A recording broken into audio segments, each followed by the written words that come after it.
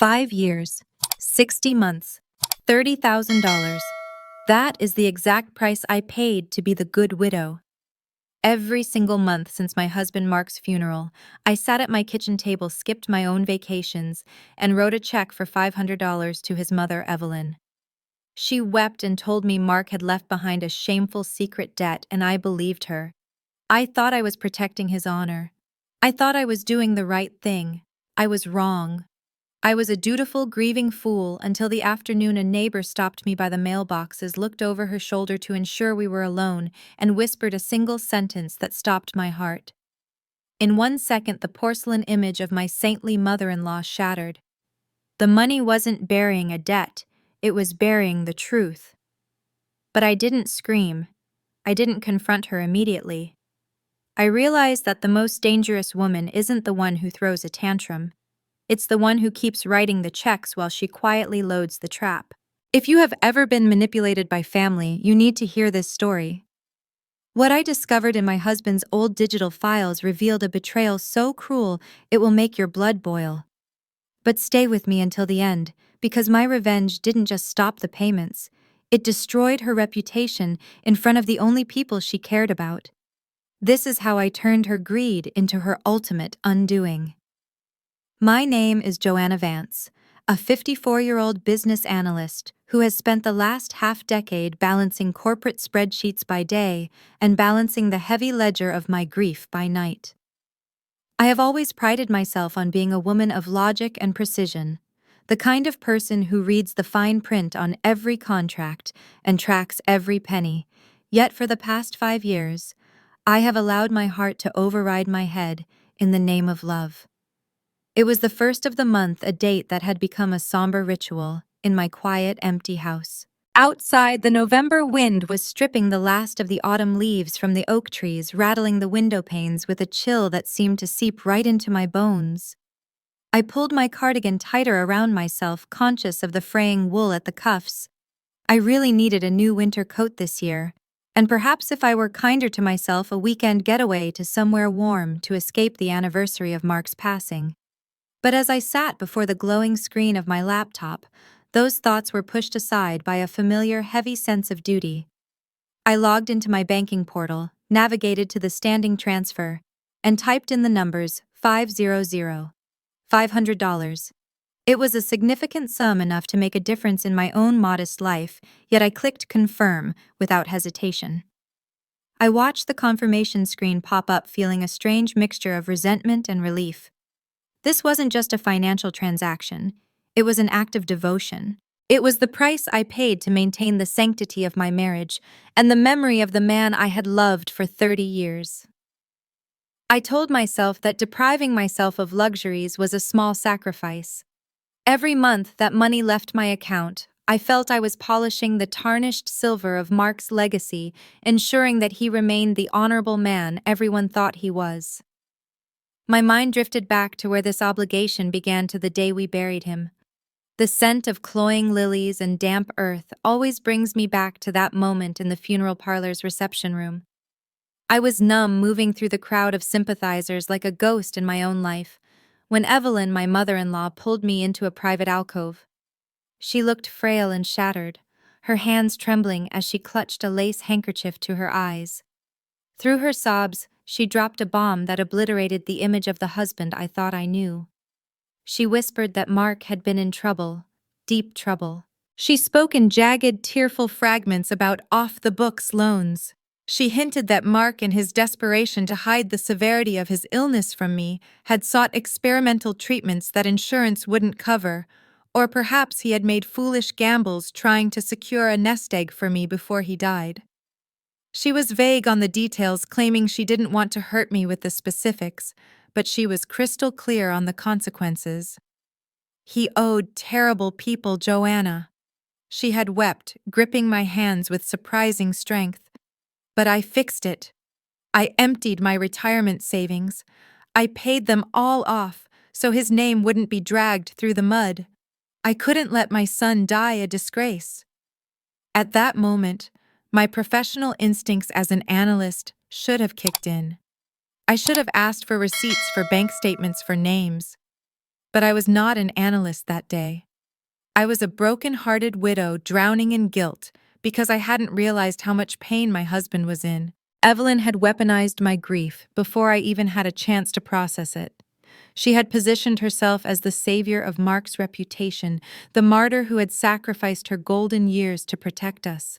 How could I question her? To demand proof would have been an insult to her sacrifice and a betrayal of Mark's memory. That dynamic solidified into a concrete trap over the years. Evelyn was too cunning to ever demand the money explicitly. She never sent an invoice. Instead, she mastered the art of the subtle guilt trip. During our Sunday phone calls, her voice would drop to a fragile whisper.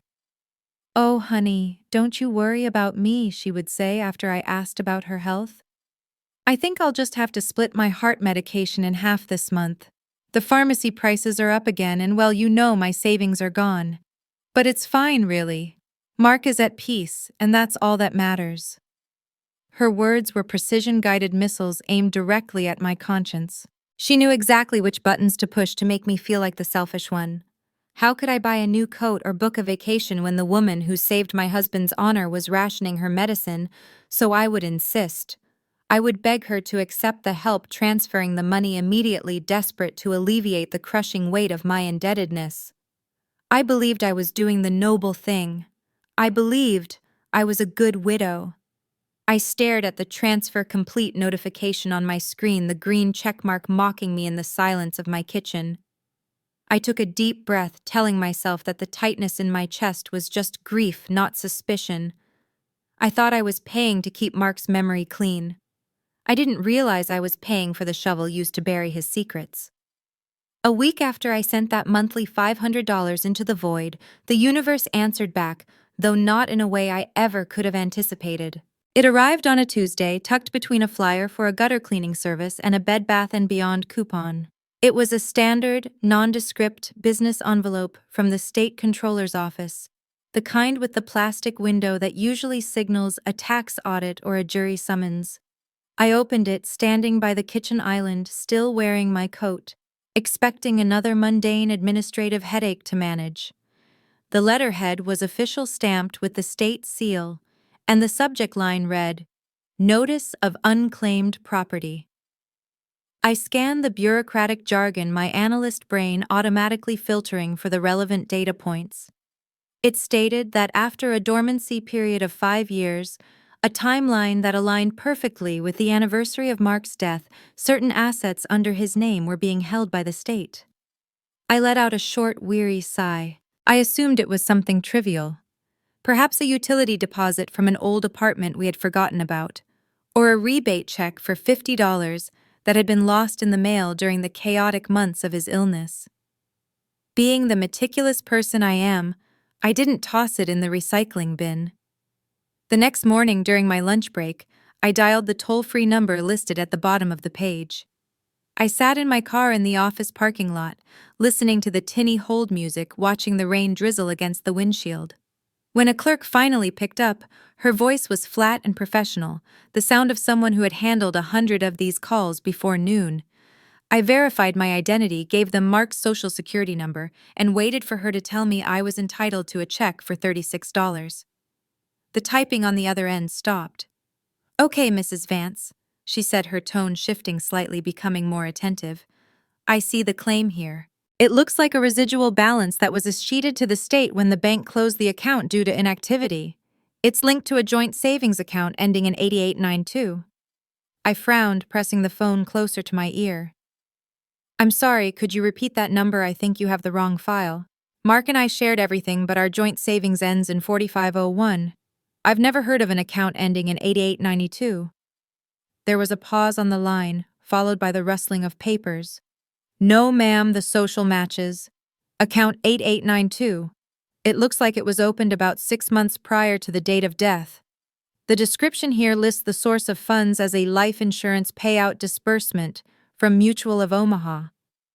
The world outside my car seemed to tilt on its axis. The rain on the glass blurred into gray streaks. "That's impossible," I said, my voice sounding thin and foreign to my own ears. My husband only had one life insurance policy, and it was a small one through his employer. It barely covered the funeral. There was no other payout. The clerk sighed, impatient now. Well, ma'am, I can't tell you the history of the account. I can only tell you what's in the system. The funds came from an insurance settlement, landed in account 8892, and sat there until the account was closed. Do you want to proceed with the claim forms or not?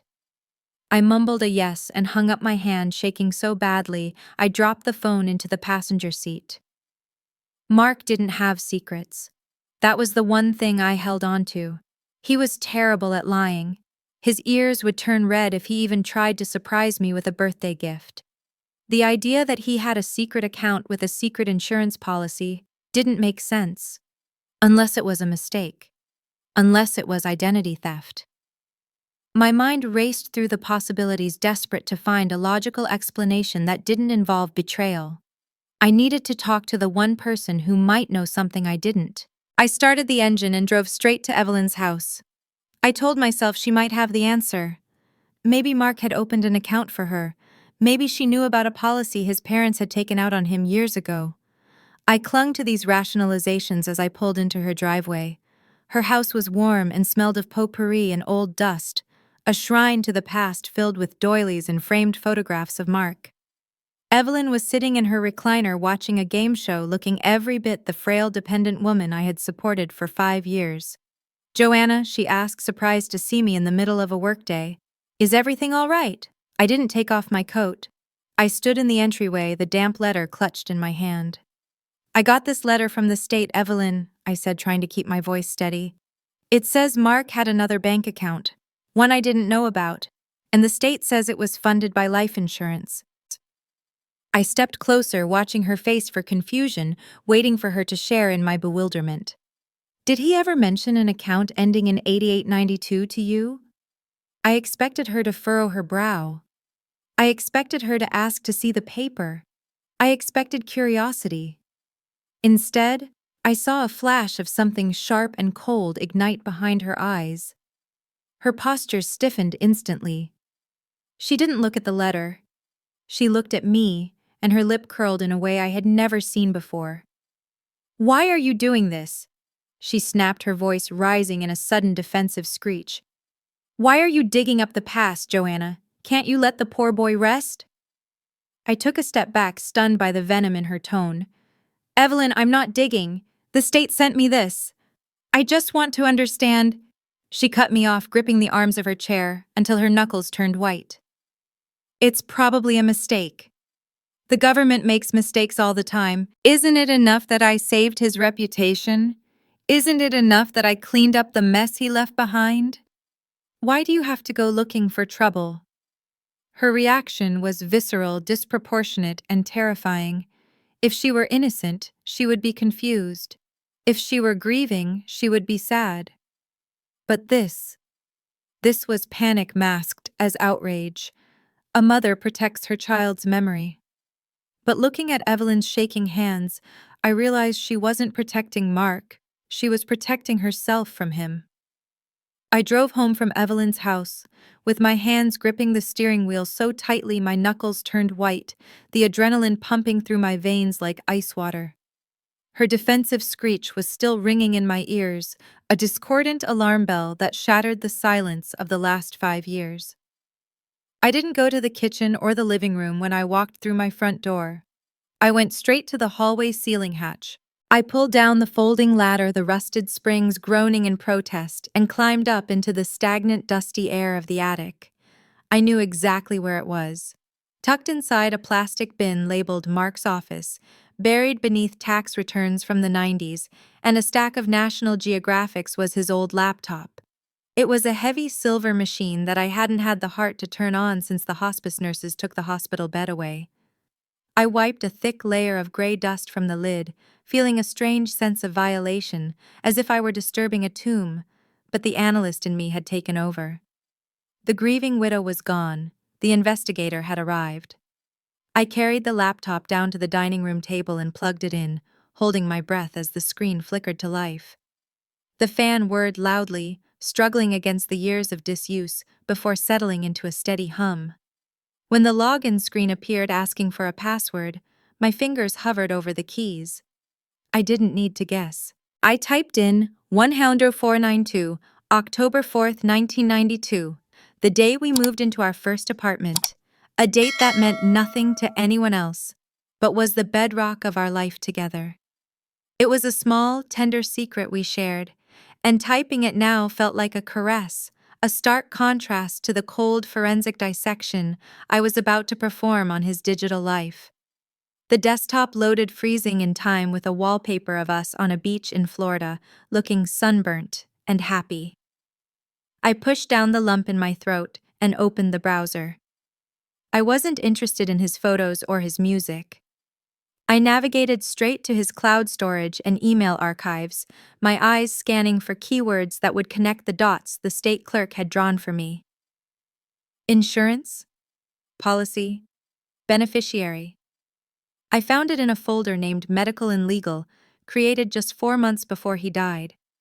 It was a PDF file from Mutual of Omaha titled Policy Amendment, Beneficiary Designation. I double-clicked it, and the document filled the screen, the blue light casting long shadows across the darkening room. The policy wasn't for $10,000 or even $50,000, it was for $250,000. My breath hitched. $250,000. I scrolled down to the bottom of the page to the Change of Beneficiaries section.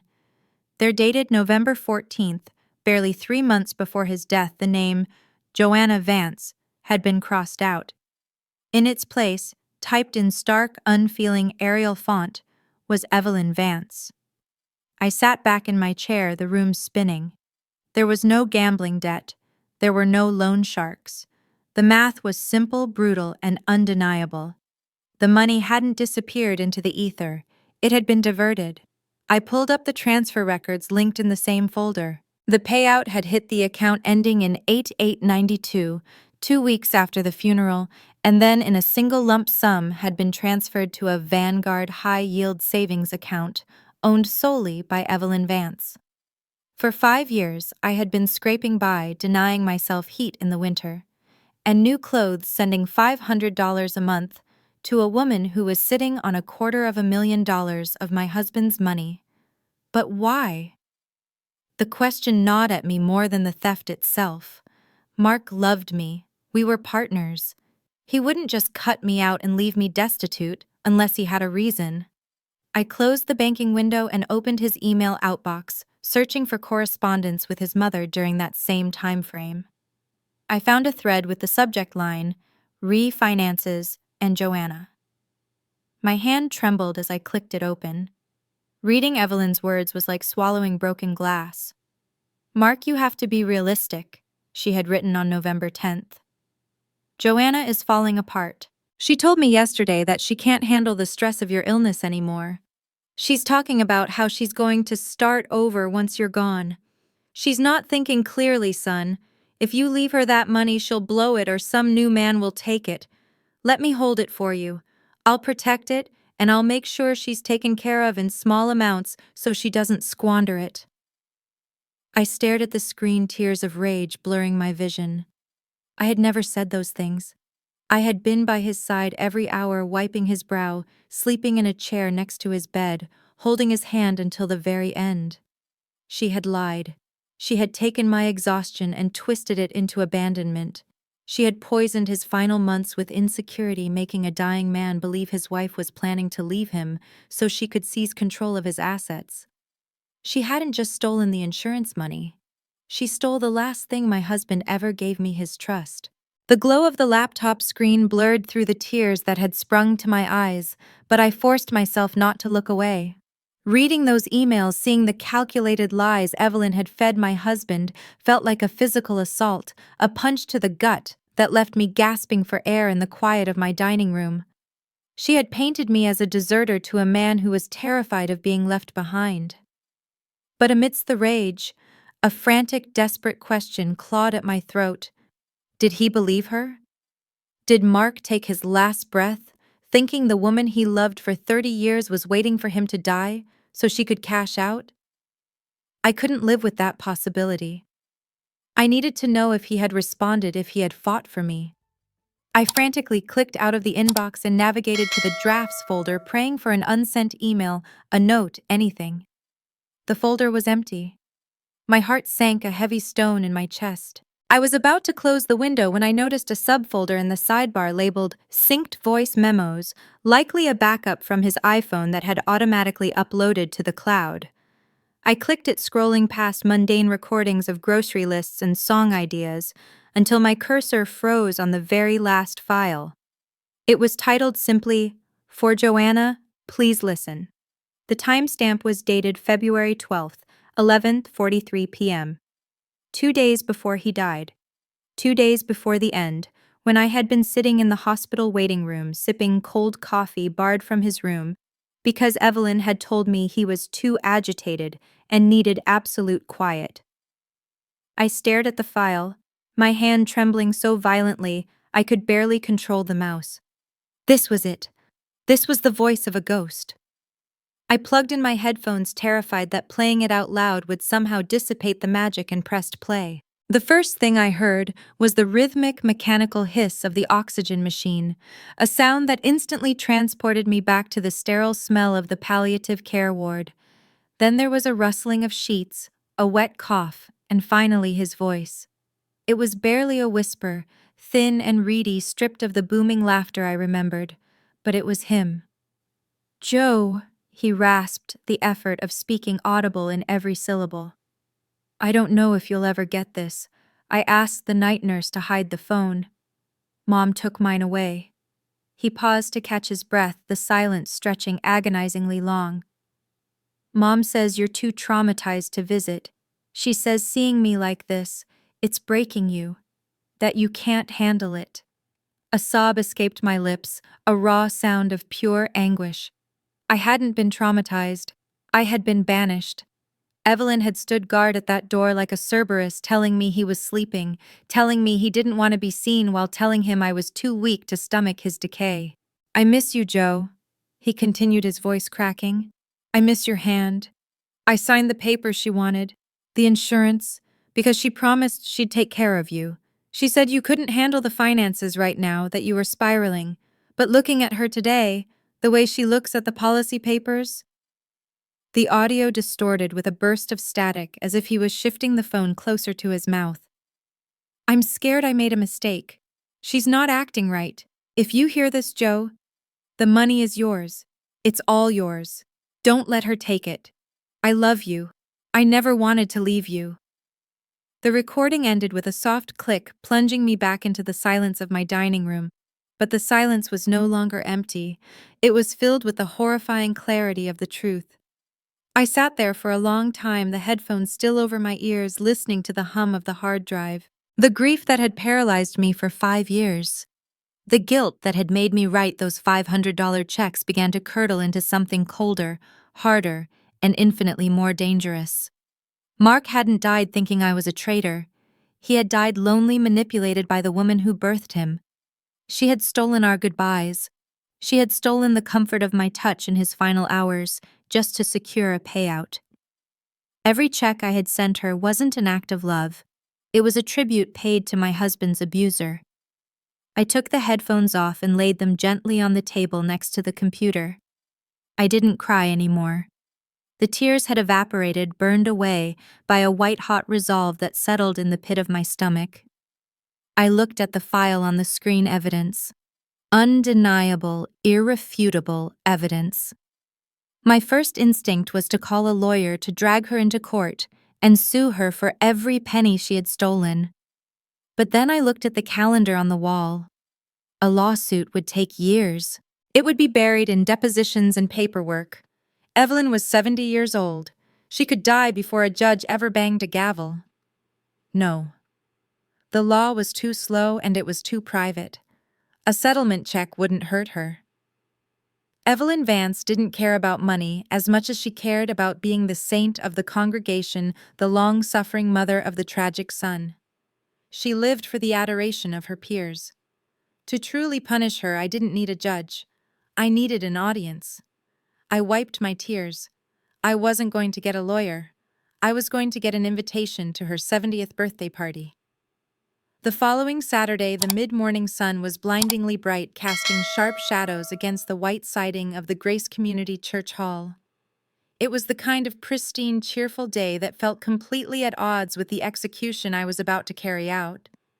I sat in my car in the overflowing parking lot for a long moment, gripping the steering wheel. For the past 5 years, the woman looking back at me in the rearview mirror had been gray washed out, a ghost haunting the edges of her own life. But today, she was gone. In her place was a woman wearing a tailored sapphire blue dress and a layer of red lipstick that felt like war paint. I smoothed the crisp envelope on the passenger seat and stepped out.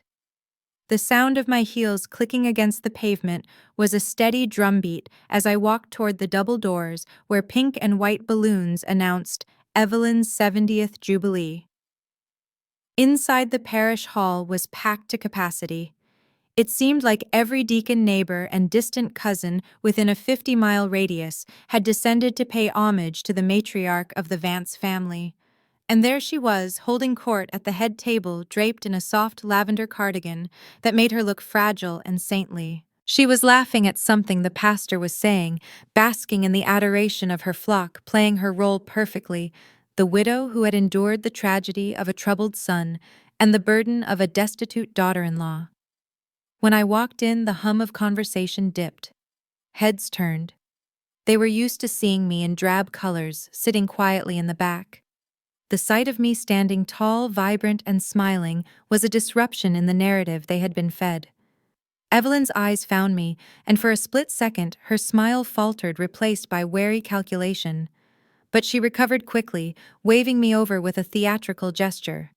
"Joanna, I didn't think you'd be up for a party today," she announced loudly, subtly reminding everyone of my supposed fragility. "I wouldn't miss it for the world, Mom," I replied, my voice steady and warm. I leaned down to kiss her cheek, smelling the lavender powder. She always wore the scent of the woman who had lied to my dying husband. "I have a surprise for you. Since I couldn't afford a big gift over the years, I wanted to do something special for your milestone. I put together a video tribute to honor you and Mark." Vanity is a powerful blinder. If I had offered her money, she might have been suspicious, but a public tribute broadcasting her sainthood, she couldn't resist. Her eyes lit up with greedy anticipation. "Oh, Joanna, that is so thoughtful," she cooed. "Pastor, can we set up the projector? Joanna has made a movie." The room murmured with approval as I handed the USB drive to the deacon running the AV system. The lights dimmed, and the screen filled with a montage of photos I had scanned. It started innocently sepia-toned pictures of Evelyn holding Mark as a baby, Mark graduating, the two of them dancing at his wedding. Set to a sentimental piano track, it was a tearjerker designed to lower everyone's defenses. I watched Evelyn dabbing her eyes with a tissue, soaking in the collective sympathy. She was the star of her own tragedy. Then the music faded. The screen cut to black. The audience shifted, expecting credits. Instead, the silence was shattered by the rhythmic mechanical hiss of an oxygen machine amplified by the church speakers. Then came the voice. "Mom." Mark's voice rasped out, weak but unmistakable. A gasp rippled through the room. Evelyn froze. "You promised you'd give the insurance money to Joanna. Promise me you won't keep it." The recording was crystal clear. The crackle of static, the labor in his breathing, the desperation in his plea, it was all there. "I signed the papers because you said she was leaving me.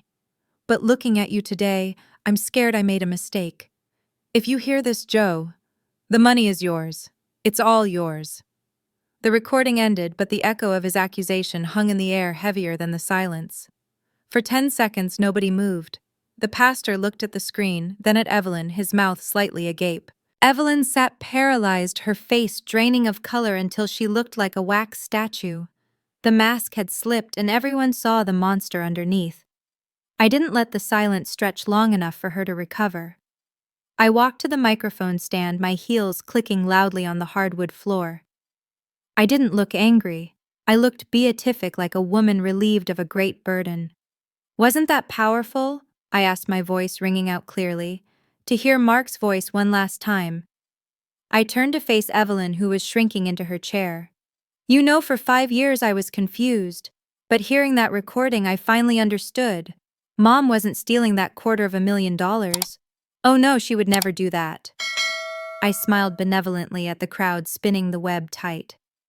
She was just holding it, keeping it safe just like she told Mark because she was worried I was too grief-stricken to manage it. Isn't that right, Mom? You were just waiting for the right moment to reveal it. Evelyn stared at me, eyes darting frantically. She was surrounded. So, I continued, pulling out a large ceremonial check and a bank transfer form from my purse. I decided the best way to honor Mark's memory and to thank Evelyn for her vigilant safekeeping is to do something truly noble. Today, we are donating the entire unclaimed insurance payout of $250,000 to the National Cancer Research Fund in the name of Evelyn Vance. A ripple of shock went through the crowd, followed by enthusiastic applause. I placed the documents in front of her and uncapped a pen. Here are the transfer papers, Mom. You just need to sign to release the funds directly to the charity. It's what Mark wanted. The trap was perfect. If she refused, she admitted to theft. If she signed, she lost every cent but kept a shred of her facade. Her hand trembled violently as she took the pen. I smiled, touching her shoulder. Go ahead, Mom. Be the hero. The room waited. She looked at the check, then at the hundreds of eyes judging her. She realized her reputation cost exactly $250,000. The scratching of the pen against the paper was the only sound in the room, a dry, frantic scrawl that sealed Evelyn's fate. She signed her name to the transfer document, her hand shaking so violently that the ink smeared slightly across the line, but it was done. She pushed the papers back toward me with a look of pure, venomous defeat, forcing a tight, ghastly smile for the cameras that were no longer flashing. The room erupted into applause again, but this time the sound was different. It wasn't the warm, adoring ovation she had bathed in for decades. It was polite, perfunctory, and laced with an icy undercurrent of judgment. The donation had saved her from a lawsuit, but it could not save her from the truth. As the party wound down and the guests filed out, I watched them avoid her eyes.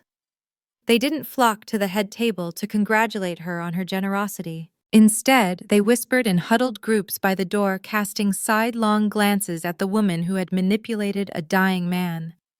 The check might have cleared her legal ledger, but the recording had bankrupted her soul in the eyes of the community. They realized that a mother capable of lying to her son on his deathbed was capable of anything, and that was a stain no amount of charity could wash away. In the weeks that followed, the silence that descended on Evelyn's house was absolute. The casseroles stopped coming. The prayer group meetings were moved to another member's home. The phone, which used to ring incessantly with gossip and praise, sat silent on its cradle. I heard from a neighbor that Evelyn spent her days sitting alone in her front window, watching the world go by, a prisoner in the shrine she had built to her own ego. She had tried to control the family narrative with an iron fist, hoarding money and affection, but she ended up with neither. She was left alone with her secrets and her bitterness ignored by the very people she had tried to impress. I never went back to see her. I didn't need to. My revenge wasn't about watching her suffer day by day. It was about stripping away the power she held over me. She was no longer the gatekeeper of my husband's memory. She was just a sad, lonely old woman who had played a high-stakes game with the wrong opponent and lost everything. A month later, on a Tuesday morning that smelled of thawing earth and spring rain, I drove to the cemetery. For 5 years, visiting Mark's grave had been a pilgrimage of guilt, a place where I went to apologize for not being enough, for not saving him, for not knowing. But today, the air felt lighter. I walked across the wet grass not as a widow bearing a heavy cross, but as a woman who had set it down. I stood before his headstone, tracing the letters of his name with my gloved hand. I pulled my phone out of my pocket and opened the Cloud app one last time. The file for Joanna was still there, the digital ghost that had set me free. I pressed play, listening to his raspy voice telling me he loved me, telling me the money was mine. I didn't cry this time. I smiled. "I heard you, Mark," I whispered to the granite. "And I fixed it. You don't have to worry anymore. The debt is paid."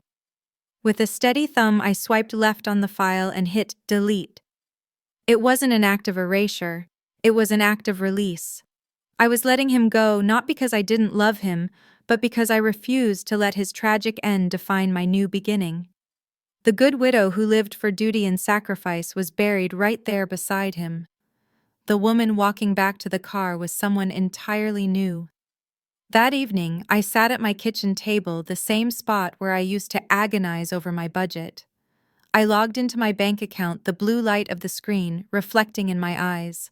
I navigated to the Recurring Transfers tab, found the entry for Evelyn Vance, $500, and clicked Cancel.